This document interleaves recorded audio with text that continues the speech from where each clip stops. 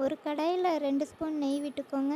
நெய் சூடானதும் அதில் முந்திரியும் உலர் திராட்சையும் சேர்த்திக்கோங்க. முந்திரி பொன்னிறமாகவும் திராட்சை நல்லா பலூன் மாதிரி உப்பி வந்ததும் வேறு பிளேட்டுக்கு மாற்றிக்கோங்க.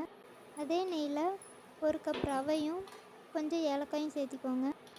லோ ஃப்ளேம்லேயே ஒரு 5 மினிட்ஸ் ரவையை வறுத்துக்கோங்க. ஒரு கப் சர்க்கரை சேர்த்துக்கோங்க. ரவையும் சர்க்கரையும் நல்லா கலந்ததுக்கப்புறம் 2 டம்ளர் தண்ணி விட்டுக்கோங்க. ஒரு கொதி வந்ததும் அதில் கொஞ்சம் ஃபுட் கலர் சேர்த்திக்கோங்க. தண்ணி வற்றி ஒரு திக் கன்சிஸ்டன்சி வர்ற வரைக்கும் வேக விடுங்க. ரவை வெந்ததும் ஒரு 5 மினிட்ஸ் மூடி வச்சுருங்க. இப்போ நம்ம நெய்யில் வறுத்த முந்திரியும் உலர் திராட்சையும் சேர்த்திக்கலாம். சேர்த்து நல்லா கலந்து விட்டுருங்க. அவ்வளோதாங்க, நல்லா கம கமன்னு சாஃப்டான டேஸ்டியான கேசரி தயாராகிருச்சு. நீங்களும் ட்ரை பண்ணி பாருங்கள். தேங்க்யூ.